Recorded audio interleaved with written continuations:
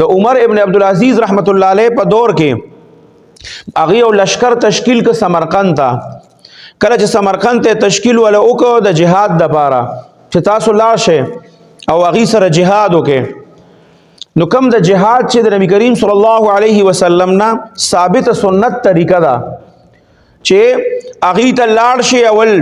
کلمه به پیش کې د ایمان دعوت به ورته ورکې سونه چې سنت طریقې دي. نو هغه ډایرک لاړو په سمرقند والا باندې حمله وکړو، سمرقند ټول قبضه کو او په هر ګډ ګډ ته مسلمان ورسېد. هغه مسلمانانو ته چاوي چې کفار وتا چې دا مسلمانان ډایرک پتا سو باندې راغلي او عمله کړی دا، تاسو د دې هغه مشر ته وایي د دې ګوره په خپل دین کې ډیر زیات اصول لري او ډیر زیات د ارث خیال ساتي، تاسو یې مشر ته وایي. دا غي څه کسان را جمع شو، هغه عمر ابن عبدالعزیز رحمت الله علیه راغله او هغه ته فرمایي چې حضرت زمون په سمرقند باندې تاسو مسلمانانو حمله کړې ده او هغه حمله چې تاسو کړې ده نو هغه د سنتو خلاف کړې ده. هغه خپل لشکر والا راوغتل،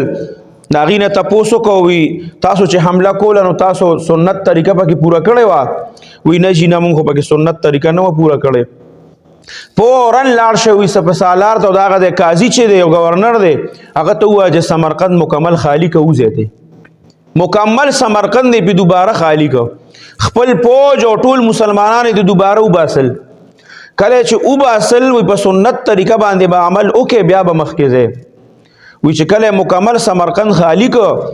نو دغه ځای کفار چې وګڼه حیران شو، د مسلمانانو د عدل او انصاف ته حیران شو او سیوی راله عمر ابن عبدالعزیز رحمت الله علیه او ورته وی چې موږ تاسو د مسلمانانو په باره کې صرف اوریدلی وو، نن موږ هغه په خپلو سترګو باندې ولیدل او د دې د وجې نه موږ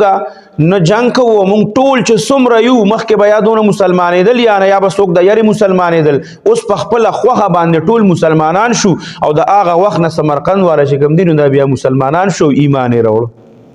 صرف دا عمر ابن عبدالعزیز رحمت الله علیه د یو فیصلې د وجې نه چې په دین باندې عمل وکړو.